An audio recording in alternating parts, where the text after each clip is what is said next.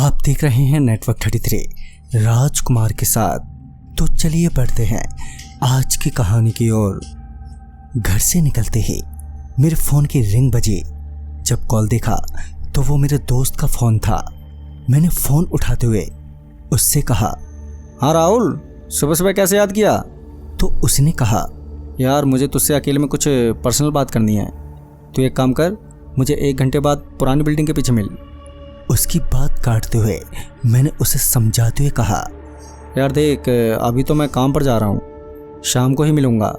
और ये कहकर मैंने फ़ोन काट दिया और निकल गया काम पर। फिर जब शाम को काम पर से छूटा तो मैं वहीं से पुरानी बिल्डिंग के लिए निकल गया और साथ ही राहुल को फ़ोन भी कर दिया था ताकि वो ठीक 1 घंटे बाद मुझे वहाँ पर मिल जाए। रास्ते में थोड़ा जाम था तो मुझे पुरानी बिल्डिंग पहुँचने में थोड़ा वक्त लग गया था। खैर जब मैं बिल्डिंग के पास बताई गई जगह पर पहुँचा तो राहुल वहाँ पर था ही नहीं और मैं कुछ देर वहीं उसका वेट करने लगा। फिर कुछ देर इंतज़ार करने के बाद जब वो नहीं आया तो मैंने उसे फ़ोन किया, पर उसका फ़ोन अब स्विच ऑफ जा रहा था।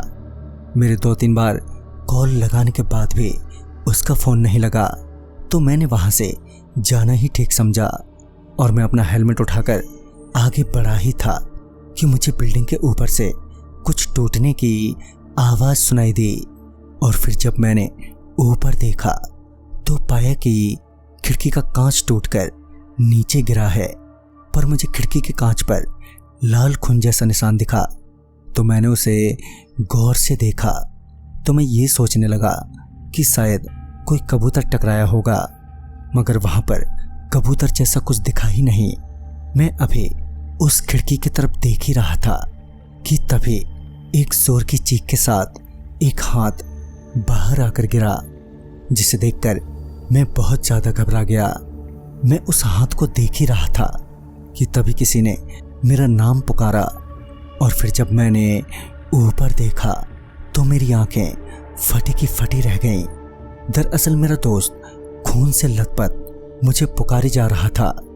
उसे उस हालत में देखकर मेरी समझ नहीं आ रहा था कि मैं क्या करूं और इस पुरानी वीरान बिल्डिंग में अकेला कैसे जाऊं। तभी मेरा ध्यान सामने सड़क पर लगे एक ठेले वाले पर गया, जहां ठेले वाले के साथ 2-4 लोग और भी खड़े थे। उन्हें देखते ही मैं उनकी तरफ दौड़ा और उनके पास जाते ही उनसे कहा, भैया आप मेरे दोस्त को बचा लो, वो वहाँ उस बिल्डिंग में जख्मी पड़ा है। मेरी बात सुनकर वो सभी लोग मेरे साथ उस बिल्डिंग में दाखिल हुए और जब हम ऊपर पहुँचे तो मैं और सभी लोग दंग रह गए। दरअसल एक भयानक चुड़ैल मेरे दोस्त का पेट फाड़कर उसका कलेजा खा रही थी और मेरा दोस्त खून से लहूलुहान नीचे पड़ा था। हम लोगों के आते ही वो जोर से चीखी और चीखते हुए धुआं बनकर उड़ गई। हम सभी लोगों ने मेरे दोस्त को पास जाकर देखा तो अब उसके शरीर में किसी भी तरह की कोई भी हलचल नहीं थी। तभी आधे घंटे बाद पुलिस आई और राहुल की बॉडी ले गई। उन्होंने पूछताछ भी की, पर पुलिस वालों को हम पर विश्वास नहीं हुआ।